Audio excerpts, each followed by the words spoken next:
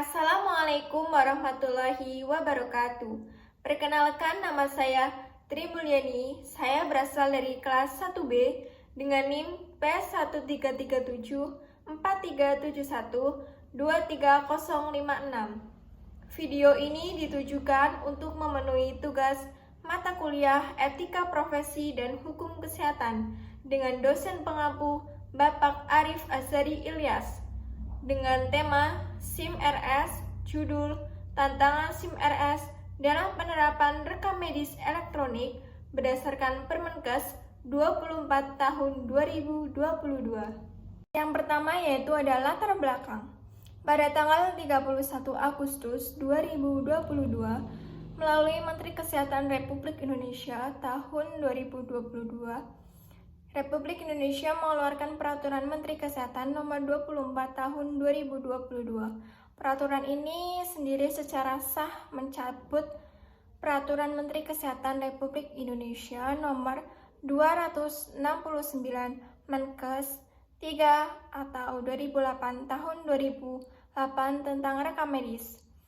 Dengan dikeluarkannya peraturan ini, rumah sakit secara langsung diberikan beban kewajiban untuk menyelenggarakan rekam medis elektronik sesuai dengan peraturan tersebut. Berdasarkan peraturan tersebut, rumah sakit termasuk praktik mandiri dapat diberikan waktu hingga 31 Desember 2023 untuk dapat melaksanakannya. Dan bila rumah sakit atau pelayanan kesehatan tidak dapat melaksanakan, maka akan dikenakan sanksi administratif, teguran tertulis, dan atau rekomendasi pencabutan status akreditasi terhadap fasilitas pelayanan yang melakukan pelanggaran. Tentunya hal ini dilakukan untuk dapat mewujudkan kepastian hukum.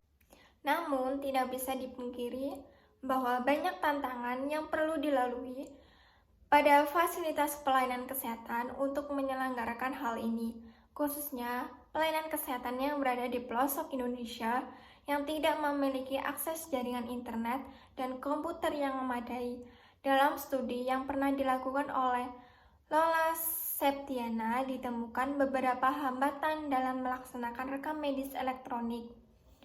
Di antaranya sumber daya manusia, kebijakan dan regulasi, infrastruktur, dan biaya peran sistem informasi di dalam kegiatan manajemen rumah sakit sangatlah membantu dan mempunyai peran yang sangat efektif dalam pelayanan kesehatan di rumah sakit. Dengan sistem informasi, seorang pemimpin rumah sakit dapat mengambil suatu kebijakan secara cepat, tepat, dan akurat berdasarkan informasi yang didapat dari pelayanan kesehatan di rumah sakit yang dipimpin. Selanjutnya yaitu ada dampak. Yang pertama bagi Fasyankes yaitu dikenakan sanksi administratif atau teguran tertulis dan atau rekomendasi pencabutan status akreditasi. Yang kedua yaitu SDM jika tidak menyelenggarakan rekam medis elektronik, maka dampaknya akan terjadi tumpukan arsip fisik yang semakin bertambah yang akan membuat proses penyediaan dan pengolahan data rekam medis lebih sulit dan tidak efisien.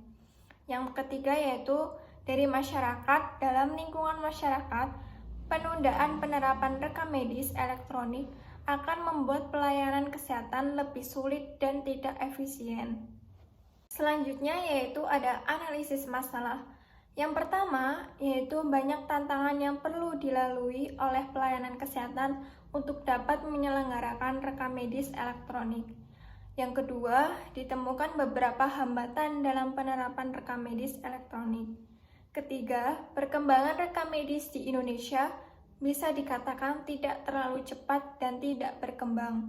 Yang keempat, tantangan besar yang harus dilalui oleh SIM RS dalam proses penyimpanan rekam medis elektronik. Solusinya yaitu yang pertama, perlu adanya penyelenggaraan rekam medis elektronik di seluruh Fasyankes Jika tidak melaksanakan, maka akan dikenakan sanksi administratif atau teguran tertulis dan atau rekomendasi pencabutan atau pencabutan akreditasi rumah sakit atau fasilitas pelayanan kesehatan yang melakukan pelanggaran. Yang kedua yaitu disediakan akses jaringan dan komputer yang memadai guna menyelenggarakan rekam medis elektronik di seluruh Fasyankes. Berikutnya yaitu ada standar hukum, Peraturan Menteri Kesehatan Nomor 24 Tahun 2022 tentang rekam medis elektronik.